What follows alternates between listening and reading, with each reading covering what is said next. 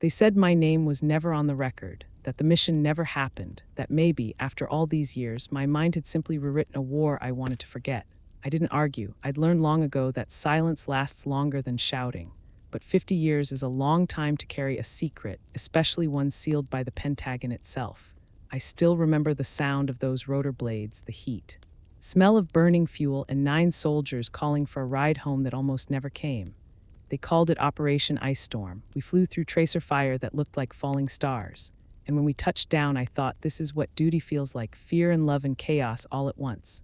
But when the reports came out, my name was gone, erased, a ghost in my own story. Last month, at the Women in Service Memorial, someone asked if I'd really served in combat. They smiled when I said yes, that soft, polite smile people give when they don't believe you. So I smiled back, and I reached into my pocket. Inside was a cassette. A black tape labeled in fading ink, Operation Ice Storm 972. If you've ever been told your truth didn't matter, stay with me. And if you believe respect should never expire, hit that like button and subscribe to Military Revenge, because some missions were never written down. But they were never forgotten. The first time I heard the name Ice Storm, I thought it sounded almost poetic. In Vietnam, nothing was poetic. It was heat and noise and red clay that stuck to your skin like guilt. But that morning in March of '72, the airbase was wrapped in a fog so thick you could taste the salt from the South China Sea. I was 22, a flight nurse with the dust-off medevac unit. My call sign was Angel 3. The men joked that I had too steady a voice for someone so small. Maybe that was the only thing that kept them calm while bullets stitched the sky around us. We were on standby that morning when the call came through. 9 wounded were pinned down near a village west of Hue. Hostile fire active, no available escort. Command hesitated. It wasn't our turn to fly. I remember standing by the Huey, watching the medic crew argue with the operations chief. Someone said it was suicide. Someone else said those boys wouldn't last another hour. The captain looked at me, waiting. I just nodded. We took off in the fog, rotor blades cutting through white like ghosts. I remember the pilot's hand shaking on the collective and me counting every breath, every second between bursts of gunfire. The closer we got, the louder the radio screamed. When we found the clearing, it was smaller than a tennis court. Smoke, flames, bodies moving slowly. I jumped out before the skids touched ground, ran through mud up to my knees, pulling stretchers one by one. The bullets sounded like hail on a tin roof. By the time we lifted, the helicopter felt heavier than any aircraft had a right to be. 9 men, barely breathing, and 1 gunner bleeding into his own glove. The pilot yelled that the engine temperature was in the red. I told him to keep climbing. That night, when I finally took off my helmet, my hair smelled like burned grass and cordite. Someone handed me coffee, and I couldn't hold the cup steady. I remember thinking, this must be what surviving feels like when you're not sure if you should be proud or just grateful it's over. Sometimes the hardest missions aren't the ones you lose. They're the ones nobody believes ever happened. A week later, the report came down from headquarters. Operation Ice Storm was classified. The pilot got a commendation. The gunner got a Purple Heart. The rest of us got silent. I went to the admin tent to check the flight logs. My line was blank. My name was missing from the mission sheet. I asked the clerk if it was a mistake. He said, "You weren't listed as a combat crew, ma'am. Only support staff. Support staff." That's what they called the people who dragged bodies out of rice paddies under fire. I didn't argue. There was no point. The men who signed those papers would be on planes home before the next monsoon. I walked back to my quarters, sat on the cot, and looked at my boots. They were still wet from the mission. I left them that way for days, afraid the mud would dry and the proof would disappear. Later that month, a letter arrived from my mother back in Ohio. She said the neighbor's son had come home from the Navy and brought her a souvenir lighter from Saigon. She hoped I'd get to see some quiet beaches too. I didn't have the heart to tell her the only beach I saw was covered in stretchers. The men in my unit rotated out one by one. Some never came back. The pilot from Ice Storm was reassigned to Germany. He sent me a postcard once with no return address. On the back, he'd written 3 words, "I remember, always." I thought remembering was enough, but silence has a way of becoming erased. After the ceasefire, I returned stateside with a duffel bag and a single ribbon on my chest. At the airport, a man in a suit asked if I was a stewardess. I said no, and he walked away before I could explain. I tried to file for my service record at the VA office. The clerk typed my name, frowned, and said there was no active duty record for combat flight hours under Carter, Evelyn. He asked if I'd meant another branch. I told him I had flown dust-off in Vietnam. He looked at me like I'd told him I'd flown to the moon. That night, I sat in my car outside the office for almost an hour. I could still hear the rotor blades in my head. I told myself it didn't matter. The men we'd pulled out that day were alive, that was enough, but the years kept passing and the story kept shrinking. At reunions, my name wasn't on the memorial programs. At funerals, people thanked everyone else for their service. I clapped along. I smiled. I never corrected them. There's a strange comfort in being forgotten. It spares you the weight of explaining. But there's also a kind of death in it, slower than the war ever was. Every time I opened my locker, that black cassette sat there, still labeled in fading pen. Operation Ice Storm, 1972. I never played it. Maybe I was afraid of hearing the voices again, or maybe I was afraid the tape was empty, that memory had lied to me too. I didn't know it yet, but that tape would outlive every signature, every denial, every silence that tried to bury it. It started on a Sunday afternoon, the kind of quiet day that smelled like coffee and laundry detergent, with sunlight falling through lace curtains and the sound of my grandson's laughter from the backyard. My son David had come over with his wife and their 2 kids to celebrate Noah's 16th birthday. I baked a cake, a little crooked in the middle, the way all my cakes turned out since the arthritis set in. The air was warm and sticky, the kind of Midwestern summer that made every breath feel like a memory. David was setting up the projector, one of those new little things that fits in your hand but somehow throws a picture big enough for everyone in the room to see. He told us that Noah's school project had been chosen for the Veterans Day assembly. He said the principal was impressed. My daughter-in-law clapped and said she always knew Noah had his grandfather's storytelling gift. I smiled and waited to see what he'd made.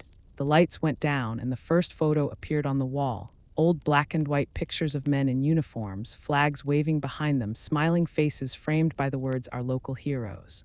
There was Mr. Thompson from next door who had served in Korea. There was Sergeant Billings, the man who runs the gas station, smiling beside a Jeep. There was my late husband in his navy whites. Handsome and serious at 21, the room filled with warmth and pride. I felt it too for them, for all of us who carried pieces of those years inside. Then the slideshow changed. Noah had recorded short interviews with veterans from around town. He asked them what service meant to them, what they remembered most. Some spoke of brotherhood, some spoke of loss. A few just smiled and said they'd rather not remember at all. I waited, certain that somewhere near the end, I'd see myself, a picture from my uniform days, maybe the one with the helicopter behind me, or the one where the dust on my boots looked almost red in the sunset. But when the last photo faded, it was only Noah's face smiling on screen, saying thank you to all who served. The lights came up and everyone clapped. I joined them, clapping too, because that's what you do when the moment belongs to the young. My hands trembled a little, but no one noticed. David patted his son's shoulder, pride shining in his eyes. He said it was beautiful. My daughter-in-law hugged Noah and said she never realized how many veterans lived in our little town. When the applause ended, Noah turned to me. "Grandma," he said, "I tried to find your service record. I really did. The database said there was no active combat listing for an Evelyn Carter in 1972. It only said medical support. Maybe it's a mistake," he added quickly, like he was afraid of hurting my feelings. I nodded and said maybe it was. Records get lost all the time. He smiled, relieved, and ran off to play video games with his sister. The room felt smaller after that. I sat for a while, staring at the empty cake plate, at the crumbs left like a small battlefield of sugar and icing. Outside, the wind moved through the maple trees, and the sound reminded me of rotor blades. I closed my eyes, and for a second I was back there again, the sky full of smoke, the air burning my lungs. David started gathering the dishes. He looked at me and said, "You okay, Mom?" I said yes, of course. I was proud. The truth stuck in my throat like a stone. Later that night, after everyone left, I turned on the TV to watch the news, but the images blurred together. A story about rising prices, another about some politician arguing over veterans' benefits. The anchor's voice was calm, confident, detached. I muted the sound. The house felt too quiet. I picked up one of Noah's leftover balloons from the floor, twisted it absently until it popped. The sound made me flinch. My hands shook and I laughed softly to myself. 50 years since Vietnam, and I still reacted to sudden noise like it meant something. I went to the bookshelf where I kept my old photo albums. The one from Vietnam was hidden behind cookbooks and travel magazines. I pulled it out and flipped through the pages. The photos had faded, their edges yellowing. Most of the faces were gone now, ghosts on thin paper, but one picture stopped me. It was of me and my flight crew standing beside the Huey, the dust-off logo painted on the door. I was smiling, hair pulled tight, eyes young but already tired. Someone had written Angel 3 under the photo in pencil. I traced the letters with my finger. I remembered that day. We had just returned from a double run, 2 pickups, both under fire. We'd been lucky. I remember thinking how strange it felt to still be alive when so many others weren't. The next morning, Noah called. He said his teacher loved the project and wanted to show it at the town hall on Veterans Day. He sounded so proud that I couldn't bring myself to say a word. I told him he did a wonderful job, and I meant it. Pride and pain are cousins. They live side by side. That weekend, the local paper printed an article about the students' projects. There was a list of all the veterans mentioned. My name wasn't there. I cut the page out anyway and pinned it on the fridge. Old habits die hard. A few days later, I went to the attic to look for my service papers. The air smelled of dust and cedar. I opened the old metal trunk that had followed me through every move since '75. Inside were the remnants of another life, letters tied with a ribbon, a faded uniform blouse, a rusted pair of flight goggles, the ID card with my photo. The edges had curled, the ink fading, but it was still me. I sat there for a long time. The afternoon light slanting through the attic window, the sound of a lawn mower drifting from a neighbor's yard. I thought about Noah and his video, about the clean lines of his project, how tidy history looks when you edit out the parts that don't fit. I held the ID card to the light, my name, my serial number, my blood type, proof that I was there, proof that I mattered at least once. Then I laughed because I realized the card itself had become as fragile as memory. One more summer and it might crumble to dust. When I came downstairs, the answering machine was blinking. A message from the local Veterans Association reminded me about the luncheon next week. I stared at the blinking red light until it stopped. I wasn't sure if I wanted to go. That night, as I lay in bed, I replayed Noah's video in my mind, the faces, the music, the pride, then the empty space where mine should have been. I wasn't angry at him. He didn't mean harm. He just didn't know that sometimes history forgets you while you're still alive. They didn't forget me because they stopped caring. They forgot me because silence teaches people to look the other way. The first frost came early that year. The maple leaves outside my window turned red overnight, as if someone had spilled paint across the yard. The air smelled like wood smoke and pumpkin bread. In our town, that meant it was time for the annual Veterans Luncheon at the community center. I'd been going for years. It was one of those small-town traditions where everyone showed up whether they wanted to or not. The mayor made a speech, the local pastor said a prayer, and the high school choir sang America the Beautiful. It was polite, predictable, and a little too cheerful for a room full of people who had seen too much. I wore my old blue blazer that still fit if I didn't breathe too deeply, a white blouse, and my dust-off pin on the lapel. It was tarnished from age, the wings dull, but I polished it anyway. I tucked my faded ID card into my wallet, not because anyone would ask, but because it felt wrong to leave it behind. At the community center, the smell of baked beans and instant coffee filled the air. Long folding tables lined the room, covered with paper flags and cheap plastic flowers. Old men in ball caps stood around trading stories, their voices a mix of pride and exhaustion. Most of them knew each other by nickname or unit. Some had medals pinned to their jackets. A few still walked with the stiff posture of soldiers who hadn't stopped standing at attention, even after half a century. I found my usual seat near the back. I liked it there. From that corner, I could see everything without being part of it.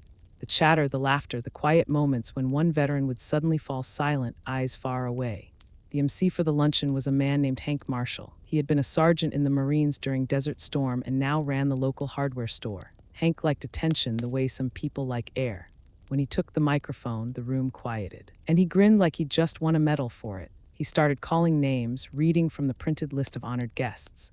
Applause rolled through the crowd like small waves. When he reached my row, he squinted at the page and said my name, but he said it wrong. He stumbled, paused, and added, "Retired nurse, served during Vietnam." Then he gave a polite nod and moved on. It shouldn't have bothered me, but it did. I wasn't a nurse. I was a flight medic. There's a difference. A nurse waits for the wounded to arrive. A dust-off crew goes out into the storm and brings them back. During lunch, a man sat down across from me. He was tall and heavyset, his jacket covered in patches. His name tag read Tom Garrison, USAF. He told me he'd been a mechanic stationed at Da Nang around the same time I was there. I smiled, thinking maybe we'd met once, though I didn't remember him. He asked what I'd done. I told him I flew medevac. He chuckled like he thought I was joking. "They let women fly back then," he said. His tone wasn't cruel, just certain. I said yes sometimes when there was no one else. He nodded slowly, still smiling, as if he'd just caught a fish that was a little too small to brag about. Then he asked what unit I'd been attached to. I told him, the 68th Medical Detachment. He frowned. "Are you sure about that?" "I worked near that unit. Don't recall any female crew." I could feel my heart thudding against my ribs, not from anger but from something older, something like déjà vu. I said quietly that not everything made it into the paperwork. He laughed and said, "Yes, that's what my cousin says about his fishing stories." I looked down at my plate. The beans had gone cold. The bread was dry. I heard him clear his throat, then change the subject to football. I nodded at the right moments and waited for him to finish. When the luncheon ended, people stood and clapped for the closing prayer. I walked outside into the sunlight. The wind had picked up, scattering leaves across the parking lot. I stood for a while, watching them swirl. Hank came up behind me, still holding his stack of papers. He said, "Good seeing you, Miss Evelyn. We'll get your info updated next year. Guess they just missed your file in the archives." I smiled. I'd heard that sentence before in too many offices from too many men who thought missing records were harmless. I thanked him and walked to my car. At home, I poured myself a cup of tea and sat by the window. Across the street, my neighbor, Mr. Garrison, was mowing his lawn, the same man who doubted me. He waved when he saw me. I waved back, polite as always. After sunset, I took out the box from my closet again, the same one with the cassette. I ran my fingers over the worn cardboard edges. It had followed me through apartments, bases, and houses for 5 decades. I thought about playing the tape that night, but I didn't. Instead, I took out my old dust-off cap and placed it on the table. The patch was frayed, the colors faded from green to gray. I stared at it until the room blurred. I thought of all the names that never made it onto lists. The medics, the radio operators, the women who flew under call signs that were never written down. The people who did their jobs quietly and then disappeared back into the noise of history. Later that week, I went to the grocery store wearing that same cap. The cashier, a young woman with pink hair and a nose ring, looked at it and said her grandpa was a Vietnam vet too. She asked what I did over there. I told her I was a medic. She smiled and said, "That must have been nice helping people." Nice. The word hung in the air like a wrong note. I nodded anyway. When I got to the parking lot, an older man loading groceries into his car pointed at my hat. "Dust off?" he asked. I nodded. He said, "I flew cover for Dust Off once, 101st Airborne." His eyes softened, and for a moment there was no doubt in them, only recognition. He gave a short nod. The kind soldiers exchanged without words. That one nod was worth more than every certificate, every empty thank you, every polite smile from people who didn't understand. That night I wrote in my journal something I hadn't done in years. I wrote, "I am still here." Then I underlined it twice. The world forgets fast, but memory doesn't need permission to exist. Winter came slow that year, the kind that doesn't arrive all at once but creeps in through the floorboards. The nights grew longer, the mornings colder, and the town quieter after Christmas. I liked the quiet. It made sense to me. Silence has always been my language. Most mornings I woke before dawn. I'd put on a sweater, make coffee, and sit by the kitchen window while the world outside was still gray. The refrigerator hummed, the clock ticked, and sometimes in the distance I could hear the early train heading east. I like to imagine it was carrying letters home, the kind that used to arrive in thin blue envelopes covered in dust. Letters that started with "Dearest Mom" and never said the things they meant to say. After breakfast, I'd walk to the end of the driveway to fetch the newspaper. My neighbor, Tom Garrison, was usually out with his dog. We'd wave. He'd say something about the weather. And I'd smile like we'd never had that awkward conversation at the luncheon. He wasn't a bad man, just part of a world that had never expected women to be anything but quiet. Sometimes I'd stop by the library to read. The librarian, Mrs. Evans, always greeted me with a gentle smile. She'd ask if I was working on my memoirs yet. I'd laugh and tell her no one would believe them if I did. She said maybe that's what makes them worth telling. I didn't have an answer for that. One afternoon, I found myself in the local historical room at the back of the library. Old photos, newspaper clippings, lists of veterans from the county, framed certificates yellowed with time. I scanned the lists automatically, even though I already knew my name wouldn't be there. Still, I looked, part habit, part hope. I found my husband's name, David Carter SR, under Navy. I traced the letters with my finger and whispered. At least one of us made the list. That night, I went home and sat with my journal again. I wrote, "History keeps records of those who speak loudest." I spoke softly. The words looked small on the page. I closed the book and placed it on the counter beside the cassette tape. It sat there like a heartbeat, something alive but too fragile to touch. A few days later, the local church announced a charity drive for veterans. My daughter-in-law volunteered me to help collect donations. I spent Saturday morning at a folding table outside the grocery store, a tin can labeled "Support Our Heroes" taped to the front. People dropped in coins, smiled, and walked away. Some nodded respectfully when they saw my dust-off hat. A few didn't look up at all. Around noon, a man stopped. He wore a camouflage jacket that looked new, the kind you buy at a store, not the kind issued by the military.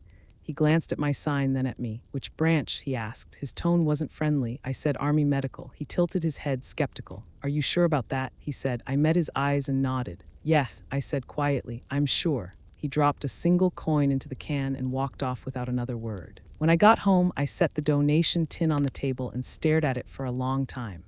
I wasn't angry, just tired of being polite, tired of pretending indifference, tired of being invisible. I made a pot of tea and sat down with my old photo album again. The pictures had become a ritual, a way of reminding myself that memory was real, even if the world kept trying to tell me otherwise. I looked at the photo of my crew again. I remembered their voices, their laughter between missions, the smell of engine oil and rain. I remembered how the pilot, Captain Moore, used to tap the dash 3 times before takeoff. A superstition, he said, kept the bird alive. I remembered the silence after the radio went dead during the ice storm, the seconds stretching like a lifetime until we heard the voice crackle back, mine, steady and calm, guiding us out of the fire. The next morning, my phone rang. It was an old number I hadn't seen in years. The voice on the other end was rough but familiar. Evelyn, it's Hank Marshall. The Vets Committee is planning a barbecue next month. You should come. Folks have been asking about you. I hesitated. Hank didn't sound unkind, but there was something in his tone, curiosity wrapped in courtesy. Asking what? I said. He chuckled. Oh, you know how people talk. Some say you got quite a story. Maybe you shared it properly. I said I'd think about it. After we hung up, I stood there holding the phone, feeling the weight of old habits pressing down. 50 years of keeping calm, of nodding and smiling and letting people think whatever they wanted. The kind of calm that looks like strength on the outside but feels like surrender on the inside. That night, I took out my uniform blouse. It was wrapped in tissue, still faintly smelling of the cedar chest where it had slept for decades. I laid it across the bed and smoothed the wrinkles with my hands. The patches were faded, the stitching frayed, but the fabric still carried something, dignity maybe, or memory, or both. I wondered if I should wear it to the barbecue. Then I laughed softly to myself. That would turn heads, wouldn't it? Before going to bed, I stepped outside onto the porch. The air was cold, the stars sharp against the sky. Somewhere in the distance, a helicopter passed. Its sound grew, then faded. Then was gone. I closed my eyes and listened until the silence felt heavy again. Sometimes I tell myself that silence is peace, but deep down I know better. Silence is only peace for those who have already been heard. For the rest of us, it's just waiting. I had spent half a century being quiet. The next time they questioned me, I wasn't going to whisper. The invitation came printed on thick white paper with a little red border that tried too hard to look patriotic. It said Veterans Appreciation Cookout hosted by the County Service Council, food, live music, and fellowship. I stared at it for a long time, unsure if I wanted to go. I hadn't been to one of those big gatherings in years. There was something about the word fellowship that made me uneasy. Fellowship always sounded warm until you were the one standing outside the circle. Still, I decided to go. Maybe I was tired of hiding in plain sight. Maybe I just wanted to see if anyone still remembered the war for what it really was. I spent the morning polishing my old dust-off pin and pressing the blouse I hadn't worn since the last reunion. The mirror told me the truth I already knew. Time had changed everything but the look in my eyes. That part still belonged to the woman who once ran toward fire. The cookout was held at the fairgrounds on the edge of town. From the highway, I could already smell the smoke and the sweet tang of barbecue sauce. Pickup trucks lined the gravel lot, flags mounted on tailgates, and folding chairs arranged under big white tents. Country music played from a portable speaker. Kids ran around waving small flags while their parents sipped beer and swapped stories. It looked like something out of a Norman Rockwell painting, only louder. When I stepped out of my car, a few heads turned. Most smiled politely, the way you do when you recognize someone's face but can't quite remember where from. I nodded, adjusted my cap, and walked toward the tents. The air shimmered with heat from the grills.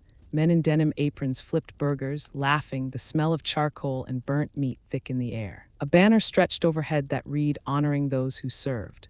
I wondered if they meant all of us or just the ones who fit neatly into the stories people like to tell. Hank Marshall spotted me first. He was standing near the main table, a beer in one hand, his other arm around a man I didn't recognize at first. Hank grinned when he saw me. "Evelyn Carter, look who finally decided to show up," he said, loud enough for people nearby to turn their heads. I smiled and walked over, careful not to let the gravel crunch too loudly under my shoes.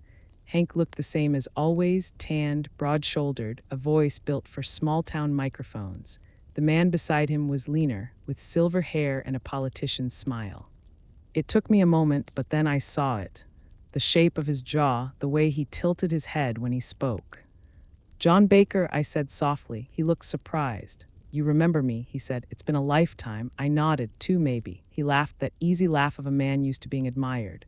"Are you still in touch with any of the old crew?" he asked. I told him most had passed on. He nodded slowly, looking almost sorry for the question. Then his tone shifted. "Heard you've been telling some stories about a certain classified mission," he said. "Operation Ice Storm. Wasn't it? I was stationed in Da Nang when that rumor started." His smile stayed, but his eyes didn't match it. Hank chuckled beside him. "You mean that ghost mission," he said, "the one nobody can find a record of." The air around us grew tighter. I kept my face calm. "Not a rumor," I said, "a memory." Hank took a sip of beer, his voice friendly but sharp. "Well, maybe the record got lost in all that jungle fog." A few nearby veterans laughed quietly. "John Baker didn't. He just studied me like I was a story that didn't add up." "Evelyn," he said finally, "if that mission really happened, don't you think someone else would have mentioned it by now?" I could feel the weight of their eyes on me. The chatter of the cookout blurred the music, the laughter, all fading into a dull hum. I thought about walking away, but then I saw something across the tent. A boy, maybe 16, saluting one of the old Marines while his mother took a picture. That small, innocent gesture of respect, it reminded me of Noah, of that empty space in his video where my name should have been. I turned back to them. "Not everything gets written down," I said quietly. "Some things survive only because someone refuses to forget." Hank laughed again, lighter this time, like he was trying to ease the tension. "Come on, Evelyn, nobody's saying you're lying, but it's been 50 years. You sure you're not remembering someone else's story?" The sound of that sentence hit me harder than I expected, not because it was cruel, but because it was familiar. I'd heard it from doctors, from bureaucrats, from family, always said softly like a kindness. John Baker leaned closer, lowering his voice. "People look up to you. You've got to be careful what kind of tales you tell. You don't want to confuse memory with myth." I met his eyes. "No," I said steady, "I don't." The sun was setting by then, the light cutting through the tent, turning the air golden. Someone turned up the music again, and for a moment it seemed like the world moved on without us. But I stayed still. The warmth in the air had turned heavy, almost metallic. I could taste the silence before it came. They thought they were just making small talk, but some words cut deeper than bullets, and this time I wasn't going to let them pass through me. The music had gotten louder, or maybe it just felt that way. A cover band had started playing on the small stage near the beer tent. The singer's voice cracked as he tried to hit the high notes of a country song about heroes coming home. People clapped along, laughing, half listening. The smell of grilled meat mixed with gasoline from the generators. Somewhere behind me, someone dropped a tray of plates, and the sound echoed like a shot. I stood near the main table where the veterans gathered. The older ones sat, the younger ones hovered, and the ones in between tried to act like they still belonged somewhere. The air shimmered with the noise of half-told stories and half-empty bottles. Hank Marshall's laugh cut through the crowd again. I turned just as he raised his beer toward me. "You got to admit, Evelyn, you've got quite the imagination," he said, grinning. "I mean, a secret mission, no witnesses, no paperwork. Sounds like something out of a movie." A few heads turned. John Baker stood beside him, his smile polite but thin. "Now, Hank," he said, "let's not start a debate." But he didn't look at me when he said it. He looked at the others. They were watching, curious, waiting to see what I would do. I felt the old discipline rise in me like muscle memory. Shoulders straight, breath steady, face calm. I'd learned long ago that sometimes silence carried more weight than words. But this silence didn't feel like control. It felt like surrender, and I'd done enough of that to last a lifetime. "I don't make up stories," I said quietly. The sound of my voice surprised even me. It wasn't loud, but it cut through the music like a bell. Hank raised an eyebrow, amused. "No offense," he said, still smiling, "but people talk. You tell a story long enough without proof, it starts to sound like a ghost story." Someone in the crowd chuckled. A man's voice said, "Yeah, that's our Phantom Angel, right?" The laughter spread like wildfire, easy and thoughtless. Phantom Angel. I hadn't heard that name in 50 years, but it landed like a punch. That was what they used to call me after Ice Storm, when my name disappeared from the roster, but the rumor didn't. A pilot had coined it, half as a joke, half as a way to make sense of something the Army wouldn't acknowledge. They'd said I was the ghost who flew into places nobody else would, the angel that didn't exist. Back then, I'd taken it as a strange kind of compliment. Now it just sounded cruel. I set my drink down on the table. The glass rattled slightly. "You're right," I said. "It does sound like a ghost story. The only difference is the ghosts were real." The laughter stopped. For a moment, no one spoke. The band finished their song, and the silence that followed was sharp enough to hear the wind shift through the tents. John Baker cleared his throat. "Evelyn," he said in that careful voice politicians use when they think they're saving you from yourself, "we all respect what you did in service. We just have to be careful about the facts. Memory can play tricks." I looked at him. You think I imagined 9 wounded men screaming for help? My tone didn't rise. It didn't need to. He blinked, taken aback, then glanced at Hank as if to say, this is getting uncomfortable. Hank laughed again. Lighter now, pretending it was all a misunderstanding. Come on, folks, don't get all worked up. We're here to celebrate, not argue over old ghosts. He clapped me gently on the shoulder like you'd pat a stubborn dog. That small, familiar gesture broke something in me I didn't know was still fragile. I reached into my bag and pulled out the small black cassette. The label was faded, the ink almost gone, but I could still make out the letters. Operation Ice Storm 1972. The conversation around us stopped cold. I held it up just high enough for them to see. If I ever play this, I said, my voice steady, I want every man here to remember what silence sounds like before truth arrives. Hank lowered his beer slowly. What's that supposed to mean? He said, trying to laugh, but his voice cracked a little. I didn't answer. I placed the cassette gently on the table between us. The wind lifted one corner of the paper plate beside it. The faint clatter of forks and voices in the distance sounded miles away. John Baker took a step closer. You can't just bring out a prop like that and expect people to believe whatever you say. His words were calm, but I saw the flicker of unease behind his eyes. Why hold onto it all these years if it's real? Because, I said, sometimes the world isn't ready to hear the truth when it happens. So you wait. I looked around the table at faces lined with age and pride and disbelief. You wait until you've got nothing left to lose. For a long moment, no one moved. Then someone muttered something under their breath. Another coughed. The moment passed like a shadow. The music started again. People began to drift back into their conversations, pretending the silence hadn't just cracked open something sacred. I picked up the cassette, brushed off a speck of dust, and slipped it back into my bag. Hank exhaled, relieved. No hard feelings, he said, raising his glass. I looked at him, not with anger, but with something colder. None at all, I said, but one day you'll wish you'd listened. Then I turned and walked away. The sound of laughter followed me as I crossed the gravel toward my car, fading under the hum of the generator. I could smell the smoke again, thick and heavy. It reminded me of the jungle, of nights when the air burned and the sky pulsed red. I tightened my grip on the bag. My hand brushed against the cassette inside. It felt warm, alive, as if the voices trapped inside it were waiting, patient, knowing their time would come.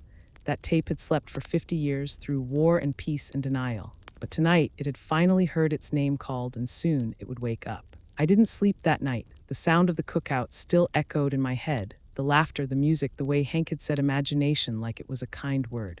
I sat at the kitchen table with the lights off, only the moon through the blinds, silver lines across the floor. The cassette sat in front of me, small and black and ordinary, like it had no idea it held a war inside it. I thought about playing it then, just for myself, but my hands wouldn't move. 50 years of silence doesn't break easy. It grows roots. It becomes part of you. The house ticked softly as it cooled. Outside, the wind moved through the trees, and somewhere in the distance, a train passed, its horn long and lonely. I closed my eyes and listened until I almost heard the rotors again. Morning came gray and cold. I made coffee and stared at the steam rising from the cup. The paper on the porch was damp from dew. The headline said something about local politics. About John Baker's latest campaign appearance. His name was everywhere lately. Councilman candidate hero. I folded the paper and set it aside. By mid-morning, the phone rang. It was Hank. His voice sounded careful, too polite. Evelyn, he said, about last night, maybe I pushed a little too far. You know how it gets after a few drinks. I didn't mean anything by it. I let him talk. He said a few more things about respect and misunderstanding. And then he paused. Listen, there's a committee meeting next week at the county hall. They're reviewing some veteran recognition proposals. You should come. Might be a good chance to set things straight. Set things straight. The phrase settled over me like a challenge. The following Thursday, I went. The county hall was a beige building that smelled of coffee and old carpet. A few framed photos lined the hallway, young men in uniform. Plaques with words like service and honor engraved in brass. Inside the meeting room, a long table stretched under fluorescent lights. About a dozen people sat around it, most in blazers, a few in uniforms. Hank was there, sitting near the end. John Baker sat in the middle, his papers neatly stacked, his flag pin shining bright. They greeted me politely, the way people greet someone they expect to stay quiet. The chairwoman smiled and said, Colonel Carter, we appreciate your attendance. Her tone was warm but practiced. They began discussing agenda items, funding for memorials, upcoming events, paperwork approvals. My name came up near the end.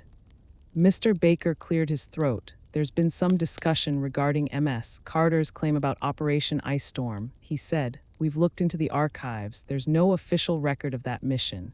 He looked at me, eyes steady. If you have documentation, we're happy to review it. I stood slow and steady. I do, I said. My hand went into my bag. The room went still when I placed the cassette on the table. Hank's jaw tightened. The chairwoman leaned forward. Is that, she began, a recording, I said, made during the operation, flight log channel. The co-pilot's mic picked it up. It's old, but it still plays. John Baker folded his hands. MS, Carter, we can't verify the authenticity of a private recording. Anyone could have. I pressed play. For a moment, nothing, just a faint hiss like wind moving through time. Then a voice crackled through the speaker. Male, tense, breathless, dust off 3-1 inbound, taking heavy fire, coordinates confirmed. Another voice followed, calm and steady. Mine, hold altitude, we're not leaving without them. Static, then shouting, the sound of gunfire, the thump of rotor blades. Someone screamed for medic, someone else prayed. The room around me disappeared. For a few seconds we were all there again, inside that burning sky. The recording ended with silence, then faintly a voice, Captain Moore. She's hit but still flying. Repeat, Angel 3 is still flying. Click, no one moved. The hum of the fluorescent lights filled the space. The chairwoman's pen slipped from her hand and hit the table. Hank's eyes were wide. John Baker looked pale. Where did you get that? He asked quietly. You were there, I said. You should remember. His lips parted, but no words came out. I stopped the tape and picked it up, the plastic warm against my palm. I kept it because I knew this day would come, I said, the day when memory needed proof. The chairwoman cleared her throat, her voice trembling. We'll have to verify this officially, of course, but Colonel Carter, thank you for bringing it forward. She looked at me differently now, not as a question mark, but as a fact. Hank spoke next, quieter than I'd ever heard him. Evelyn, he said, I don't know what to say. I looked at him. Then don't, I said, just listen. I left the building before they could ask more questions. Outside, the sky had cleared. The winter sun was low, soft, the kind that made everything look almost kind. Across the street, a group of schoolchildren walked by with flags, their teacher pointing toward the courthouse steps where a memorial stood. I watched them for a long time. In the distance, a faint breeze lifted the flag on the pole. It snapped once, sharp and clean. I thought of the men we lifted out that day. I wondered if any of them were still alive, if they'd ever told their families about the woman on the radio who wouldn't leave without them. When I got home, I placed the tape back in its box and set it on the mantel beside a folded flag. For years, I'd been afraid that playing it would make the past louder. But now I understand. The past isn't loud, it's patient. It waits for the right silence to speak. For 50 years. I thought the tape was my secret. Turns out, it was my voice waiting to be heard. The letter arrived on a Tuesday morning, tucked between grocery ads and the electric bill. The envelope was white, official, with a seal pressed faintly into the corner. My name was typed clean across the front. I held it for a moment before opening it. The paper inside smelled faintly of ink and bureaucracy. Notice of inquiry, it said at the top. You are requested to appear before the Department of Defense Veteran Review Committee in Washington, D.C. to clarify recent claims concerning Operation Ice Storm, 1972.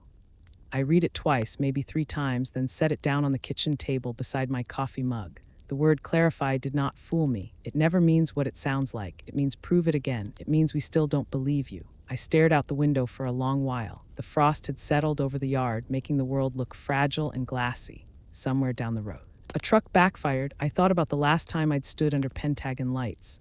I was 28, still shaking from adrenaline, still hearing the blades of the helicopter in my ears. Back then, I believed truth always found its way home. I learned that day it doesn't, not unless you drag it there yourself. That night, I pulled my uniform from the cedar chest again.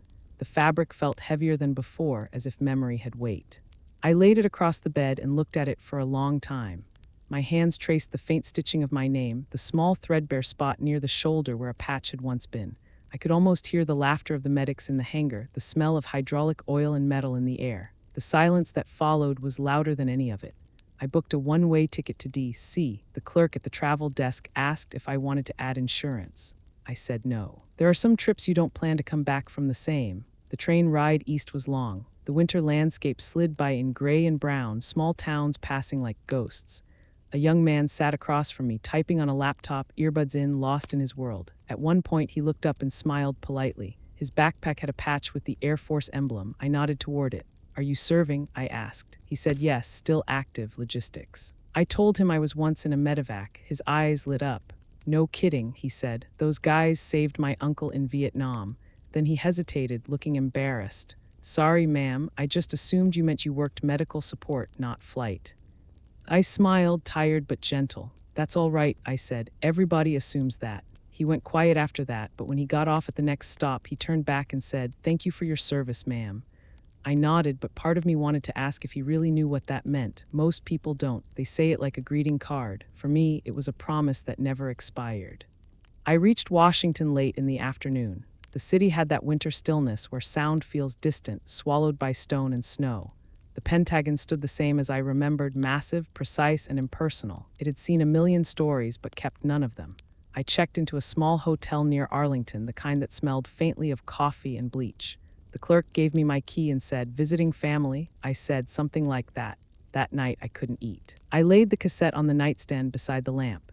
Its small shadow stretched long across the table. 50 years ago, I carried men bleeding out in the back of a helicopter through tracer fire. Tomorrow, I'd walk into a room full of suits and microphones and fight for the same thing again, just to be seen. Before I turned off the light, I took out a small photograph from my wallet. It was worn soft at the edges. The dust-off crew, Captain Moore, Sergeant Lang, Corporal Ruiz, and me all grinning in the rain beside our helicopter. The number 3-1 painted crooked on the side. We were so young it hurts to look at. I traced my finger over their faces one by one. 3 of them are gone now, only me left to carry the proof. Morning came gray, snow dusting the parking lot. I dressed slow, every motion deliberate. Shirt buttoned, jacket adjusted, medal pinned. I caught my reflection in the mirror. For a second, I saw the young lieutenant I once was looking back. Her eyes steady, mouth set, ready for orders. I whispered, "Let's finish this." When I stepped outside, the air cut sharp against my lungs. I hailed a cab to the Pentagon. The driver didn't speak much. The city passed by in motionless silence, the river frozen, the flags along the memorial grounds hanging still. I saw the cemetery through the window, rows of white stones standing in perfect order. It looked peaceful, but I knew better. Peace is just the absence of noise. The cab stopped at the security gate. The guard took my ID, checked the letter, and waved me through. I walked down the long corridor under the fluorescent lights. The sound of my shoes echoed like heartbeats. The air smelled faintly of paper and metal polish. When I reached the door marked Veteran Review Committee, I paused. For a moment, I thought about turning around, but that thought passed like a weak gust of wind. I pushed the door open. Inside, the room was cold and too bright. A long table, microphones lined up like sentinels, flags on either side. A handful of officials sat waiting, their expressions polite but distant. At the far end sat a man in uniform, silver hair, stars on his collar. The chairwoman gestured toward a seat in the center. "Colonel Carter, thank you for coming." I sat down. The microphone hissed softly as they adjusted it. Someone handed me a glass of water. My hands were steady when I took it. The chairwoman began reading a statement about honor, truth, and the duty to maintain historical accuracy. I barely heard her. I was listening to the silence underneath her words, the same silence that had followed me home from the jungle 50 years ago. When she finished, the officer beside her cleared his throat. "We have reviewed available archives. There is no record of any mission by the name Operation Ice Storm in Vietnam." 1972. The sound of his voice was clinical, detached. "For the integrity of our records, we need you to provide verifiable evidence supporting your claim." I looked at the row of faces across from me, men and women who had never set foot in a war zone but still decided which ones were real. My hand rested on the bag in my lap. Inside it, the tape waited, quiet and alive. They asked for proof. They didn't realize proof had a heartbeat, and it was about to speak. The words "no record exists" hung in the air like frost that wouldn't melt. I could hear the faint hum of the fluorescent lights above me, the soft shuffle of papers as the clerk adjusted his files. Everyone else in that room sat very still, as if waiting for me to apologize for wasting their time.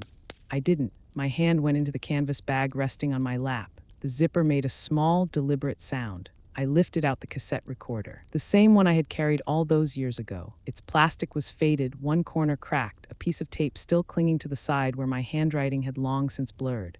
For a moment, I just held it in both hands. The room watched. "This," I said quietly, "is what your records forgot." The chairwoman shifted in her seat. "MS. Carter, we understand you may have personal memorabilia, but official review requires verifiable." "It's verifiable," I said. My thumb pressed the play button before anyone could stop me. At first, there was only static, faint and distant, like wind moving through trees. Then a voice came through, thin but alive. "Dust-off 3-1 inbound, taking small arms fire from the tree line. Coordinates confirm, LZ red smoke." The sound filled the room. A man coughed, someone else shouted, and then another voice answered, calm, steady, clear, mine. "Copy that, hold altitude. We've got 9 wounded on the ground. We are not leaving them." The silence that followed wasn't the kind people make out of politeness. It was the kind that happens when the world tilts and everyone realizes they've been standing on the wrong side of it. The tape crackled again. You could hear the strain of the rotor, the mechanical heartbeat of the Huey under fire. "We're hit," someone yelled. Another voice cursed, panic rising, then mine again, louder this time. "Stay steady. We're getting them out." There was the sound of metal against metal, explosions in the distance, the desperate rhythm of chaos. Then in the middle of it, a voice said, almost disbelieving, "She's still flying. Jesus, she's still flying." The room seemed to breathe in all at once. I didn't look up, I just let it play. The final seconds came slow, static, a burst of gunfire, a voice yelling coordinates, then through the noise, the last clear line. "Dust off 3-1 leaving zone. All 9 aboard, repeat, all 9 aboard." Then silence, the recorder clicked off. I let my hand rest on it for a moment before looking up. The faces across the table were no longer polite. They were pale, focused, human. The officer who had read the accusation earlier was staring down at his notes as if he didn't recognize them anymore. The chairwoman leaned back in her chair, her lips parted slightly, eyes distant. The only sound in the room was the low buzz of the lights. John Baker was there too, sitting farther down the table than I'd noticed before. He was in uniform again. Metals shining neat and perfect. For a long moment he said nothing, then slowly he stood. His chair scraped softly against the floor. He didn't look at the others, he looked at me. "I was there," he said. His voice was quiet, almost breaking. "Da Nang, 72. We heard the radio calls that night, though the bird was lost. Nobody believed it got out." He paused, his jaw tight. "You were the one who got us out of there." No one moved. Even the stenographer's fingers stopped above the keys. The general at the far end of the table, an older man with deep lines across his face, rose slowly to his feet. He adjusted his uniform, took a breath, and then, without a word, brought his right hand up to his brow in a crisp, formal salute. The sound of that motion, the sleeve brushing fabric, the air shifting, was louder than anything else in that room. For a long time, I didn't move. Then I stood too. My body remembering the posture long after the years had tried to take it away. I returned the salute, steady and precise. The general's eyes shone wet but unblinking. The chairwoman stood next, then the officer beside her, then another and another. One by one, every person in that room stood up until the sound of silence became the sound of respect. It wasn't applause, it wasn't noisy. It was something heavier, older, more sacred than either. I could feel the years peeling away. All the doubt, the laughter, the names they'd called me, phantom, angel, ghost, liar, it all fell away like ash. For the first time in half a century, I wasn't a story being questioned. I was a soldier being seen. When the room finally exhaled, the chairwoman spoke, her voice soft. "Colonel Carter," she said, "on behalf of the United States Department of Defense, I want to extend our recognition and our gratitude. This recording will be archived under your name. Operation Ice Storm will be entered into the official record." She paused. "We're sorry it took this long." I nodded. "So am I said. "They wanted me to stay for photographs, for signatures, for interviews." I refused politely. I didn't need a podium or a headline. I just needed that one moment, the sound of that salute, to live in the world a little longer. When I stepped outside, the cold air hit me like a baptism. The sky over the Pentagon was pale blue, almost empty. A helicopter passed somewhere far above, the faint thump of its blades rolling through the air. I looked up, and for the first time in decades, I didn't flinch. 50 years ago, they erased my name from a file. Today, they had to stand when they said it. The train ride home was quieter than I expected. I sat by the window again, watching the winter blur into streaks of white and brown. The conductor moved through the aisle, his footsteps soft, his voice polite. Across from me, a woman knitted in silence, the rhythm of her hands steady as breathing. For the first time in years, I wasn't rehearsing explanations in my head. I didn't have to. The truth had finally said its own name. Somewhere in Virginia, the train slowed. A group of soldiers boarded, young, clean uniforms, eyes bright. They laughed as they found seats, their voices full of a kind of innocence that only comes before the first deployment. One of them looked at me, then at the small pin on my lapel. "Were you in?" he asked. I smiled. "Once." His friend nudged him, whispering something I didn't catch. Then almost shyly he said, "Thank you for your service, ma'am." I nodded, this time without hesitation. "Yours too," I said. He grinned, and for a moment the years between us vanished. When I reached my stop, the air smelled like smoke and pine. Snow had started again, soft flakes turning the world gray and quiet. My son's truck was waiting by the curb. He stepped out when he saw me, older now, hair thinning at the temples, but the same cautious smile he had when he was 10. "You okay, Mom?" he asked. "I am," I said, "better than I've been in a long time." He took my bag. And we drove in silence, the heater blowing warm air that smelled faintly of old leather and coffee. At home, the house felt different, not newer, not cleaner, just lighter somehow. The weight that had lived in its corners seemed to have lifted. My grandson Noah was at the kitchen table, working on his school project. When he saw me, he jumped up, holding something in his hands. "Grandma, look," he said. It was a poster board with photos of veterans from our town, black and white portraits, yellowed clippings, a map. Right in the center was a picture of me in uniform, smiling beside the helicopter. Beneath it, in bold letters, it said, Lieutenant Evelyn Carter, Dustoff 3-1, Operation Ice Storm, 1972. I froze, my breath catching before I could stop it. Where did you get that? I asked softly. Dad said they put your name in the record. Noah said, proud as a drum major. He said you're part of history now. He grinned. I thought you already were. For a second, I couldn't speak. My son stood behind him, watching, his eyes saying everything words couldn't. I reached out and touched the photo, my own face looking back at me from 50 years ago. The girl in the picture was young and fearless, but her eyes already knew how fragile bravery could be. I smiled at her anyway. She'd earned it. That night, after everyone went to bed, I sat by the window again. The snow had stopped and the moonlight painted the yard in silver. The cassette player sat on the table beside me, the tape still inside. I ran my fingers over it one last time, then pressed eject. The small spool gleamed in the light. I knew I'd never need to play it again. The truth no longer lived inside plastic. It lived in the air now, in the records, in the hands of anyone who cared enough to remember. I put the cassette in a small box lined with velvet and slipped a note inside. For Noah, when people forget, play it again. Then I closed the lid. Outside, the sound of a distant helicopter drifted across the night. It was faint, just a pulse in the air, but it made my chest tighten. I stepped out onto the porch, wrapped my coat tight, and looked up. The stars were sharp, endless, almost close enough to touch. I thought about the men we lifted out that night. About the ones who didn't make it, and about the ones who lived because we refused to leave. I hoped they knew. I hoped they felt it. The next morning, a letter arrived from the Department of Defense. It was short. Colonel Carter, it read, in recognition of your service and valor during Operation Ice Storm, the department formally commends your actions and authorizes inclusion of your record in the National Archive of Distinguished Missions. At the bottom, a signature and a seal. I read it once, folded it neatly, and placed it beside the folded flag on the mantel. The flag wasn't just David's anymore. It belonged to all of them. It belonged to the part of me that had finally been seen. Later that week, the local paper ran a small story on page 3. The headline read, Forgotten Veterans Mission Officially Recognized. It was simple, almost quiet. No drama, no quotes, just the facts. That was how I wanted it. Truth doesn't need fireworks, it just needs to stand. That Sunday at church, people came up to me, neighbors, old friends, strangers. Some hugged me, some just nodded with misty eyes. One woman whispered, I had a brother in that war. Thank you for bringing a piece of him home. I didn't know what to say. I just held her hand. That night, as the house settled and the world went still, I sat with a cup of tea and let myself breathe. The sound of the clock ticking was steady and kind. I thought of something Captain Moore once said after a long mission.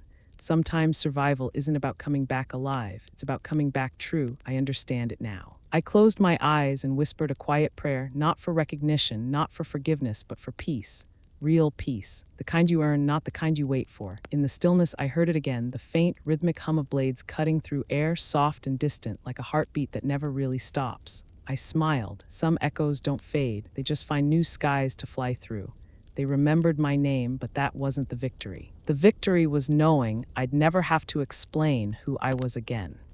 The envelope came in early spring. The air was still cold, but the snow had melted from the yard, leaving the grass flat and brown. I was sitting on the porch with a cup of coffee when the mail truck stopped at the end of the driveway. The carrier waved. I waved back, not thinking much of it. But when I opened the box, there it was, a heavy envelope with the Department of Defense seal pressed deep into the paper. I carried it inside and set it on the kitchen table. For a while, I just looked at it. I had learned long ago that official letters never arrive without taking something from you. Still, curiosity won. I opened it carefully, like it might break. Inside was a single page on cream stationery, the edges crisp, the handwriting neat. It was signed by the chairman of the Joint Chiefs. It read, Colonel Evelyn Carter, for valor unrecorded, service remembered, on behalf of the Armed Forces of the United States. The department acknowledges your actions during Operation Ice Storm, 1972. Your courage saved 9 lives that night. History has now been amended to reflect the truth you carried alone. Respectfully, Chairman of the Joint Chiefs of Staff. I read it once, twice, then laid it flat on the table beside my coffee mug. For a long time, I didn't move. The words looked too perfect, too still. 50 years ago, I would have framed that letter. Hung it on a wall, now it just felt like quiet. Beautiful quiet, but still quiet.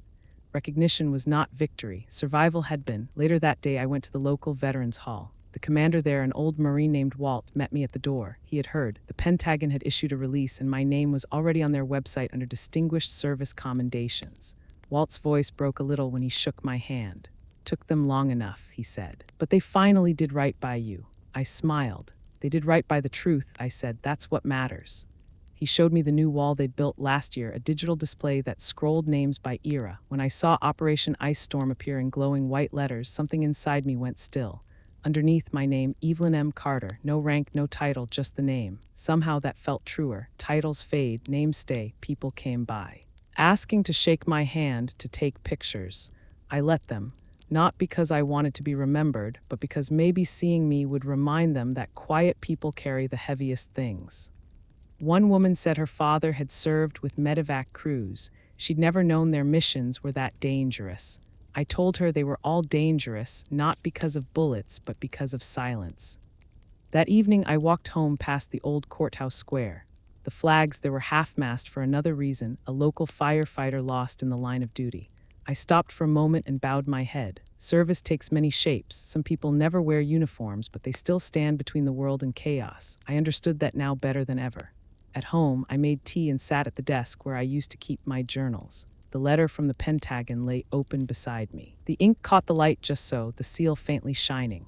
I picked up my pen and opened a blank page. For the first time in years, I didn't write for the record. I wrote for the ones who would come after. Dear Noah, if you ever wonder what honor means, it isn't in medals or headlines. It's in the choice to keep doing the right thing even when no one sees it. Sometimes the world won't remember. Sometimes it will even erase you. But truth has a way of surviving. Just like people do, you don't have to fight wars to protect it. Just refuse to let lies grow where truth once stood. Don't chase medals. Protect the truth even when it hides for 50 years. When I finished, I folded the letter and placed it in an envelope. On the front, I wrote his name and the words to be opened when I'm gone. Then I slid it into the same box that held the cassette. The two belong together now, the proof and the promise. Later that week, the local news came to film a short segment. They asked if I wanted to share my story on camera. I said yes, but only once. The young reporter had bright eyes and shaky hands, like she wasn't used to being around people who'd seen too much. She asked what kept me going all those years without recognition. I thought for a moment, then said, because some things are worth believing in even when nobody else does. She blinked, maybe expecting something grander. But that was all I had to give. When the interview aired, I didn't watch it. Instead, I sat outside again, letting the evening settle. The wind carried the faint smell of someone grilling down the street, the same scent that once came with laughter and disbelief. Only now it carried peace too. Somewhere, the young men who had once called me Phantom Angel were probably old now, telling their grandchildren about the woman who flew through fire. Maybe they'd finally believe it themselves. As night fell, I turned off the porch light and watched the stars blink awake one by one. The world had finally caught up to the truth. And for the first time in half a century, I felt something close to rest. History had fixed the record, but my heart didn't need fixing. It had never forgotten who I was. It was late May when Noah's class held their Veterans Tribute Assembly. The school gym was filled with folding chairs and the smell of floor wax. Flags lined the stage. Parents fanned themselves with programs while the band tuned their instruments. It was one of those small-town events that still believed in standing for the anthem and bowing heads for the fallen. My seat, if I had been there, would have been near the front, next to the Gold Star families, but I wasn't there anymore. My photo hung on the screen instead, smiling in uniform under the words "In loving memory of Colonel Evelyn Carter, U.S. Army, 1944-2025. Noah stood by the podium, his tie slightly crooked, a folded piece of paper trembling in his hands. He had grown taller in that one impossible year. When the principal called his name, he took a deep breath and stepped up to the microphone. "My grandmother taught me that silence can be heavy," he began, his voice small but steady. For most of her life, people didn't believe her story. They said the mission she flew never happened, but she kept a tape. She kept the truth safe until the world was ready to hear it. A quiet fell over the crowd. Even the restless kids in the back stopped whispering. He looked down at the letter in his hand. "She wrote this to me a few months before she passed," he said. "She said I should share it one day when I was brave enough." He unfolded the paper and read slowly, each word landing like a heartbeat. "Dear Noah, don't chase medals. Protect the truth, even when it hides for 50 years. People may forget names, but truth remembers voices. You come from a long line of people who served quietly. When the world gets loud, listen harder. You'll hear what matters most. Love, Grandma." He paused then, his eyes glistening. "She didn't want to be famous," he said. "She just wanted to be heard, so I thought maybe we could hear her again." He reached down and lifted a small cassette player onto the podium, the same one I had kept beside my bed for half a century. The teacher helped him plug it into the sound system. For a second, the speakers hissed softly like the sound of wind before a storm. Then the voice came through, crackling, distant, but unmistakably alive. Dustoff 3-1 inbound, taking heavy fire. Coordinates confirm, we're not leaving them. The room froze. Every adult who'd ever known what those words meant went still. Some closed their eyes, others pressed hands to hearts. A veteran in the second row began to cry silently. A woman reached for her husband's hand. Even the principal wiped her eyes. The sound of gunfire and rotor blades filled the gym, echoing against the walls, alive again after 50 years of quiet. When the tape clicked off, there was no applause, no noise, just breathing soft and ragged, the kind that happens when something true passes through you. Noah stood very still, then slowly he looked up. "That was my grandmother," he said. "She saved 9 men that night, and the world finally remembered her." He glanced toward the front row where my son sat, his father, head bowed, eyes wet. Then Noah did something no one expected. He raised his hand in a perfect military salute. The gesture was small, but the room felt like thunder. One by one, people rose. The veterans first, then the families, then everyone else. The sound of hundreds of people standing together filled the air with the kind of silence that means something. Outside the gym, the flag on the pole stirred in the wind, catching the afternoon sun. The town would talk about that moment for years, the day a boy made a room full of adults remember what honor actually looked like. After the ceremony, Noah helped the janitor stack the chairs. When the gym emptied, he lingered by the podium, looking at the cassette still sitting there. He ran a hand over it, almost reverent. Then he whispered, "I'll take it from here, Grandma." That night, back home, he placed the cassette and the letter inside a glass case on the mantel. Beneath it, he taped a small label that said, "Operation Ice Storm, 1972, Voice of Truth." Later, when he sat at his desk to write his essay for class, he stared at the blank page for a long time. Then he began slowly with words that came not from memory, but from inheritance. History is not just written in ink. Sometimes it's carried in the breath of those who refuse to be forgotten. My grandmother didn't win a war, she won the silence after it. Outside his window, a faint hum drifted through the night, the sound of a helicopter far away. He smiled. Knowing she would have liked that, in that sound the story began again. Silence may forget names, but truth remembers voices. There are stories that end in medals and others that live quietly, waiting for the right ears to listen. Evelyn Carter's story wasn't about glory. It was about holding on to truth when silence tried to bury it. For 50 years, she carried a recording, just a few minutes of sound, but inside it lived everything the world forgot: courage, loss, and a promise to never leave anyone behind. Maybe that's what real valor looks like, not the kind that shouts, but the kind that waits and endures. And when the world was finally ready, her truth spoke, not through speeches, not through headlines, through a single voice that once said, "We're not leaving them." If this story touched you, if it reminded you of someone who served, someone who was never properly thanked, take a moment. Leave a comment below. Tell their name. Tell their truth. Because every voice matters, even one's history is almost erased. And if you believe, like Evelyn did, that silence doesn't mean forgotten, hit like, share this story, and subscribe to Military Revenge. Here, we don't tell war stories. We remember the warriors who lived there. Until next time, stay strong, stay kind, and never let the quiet win.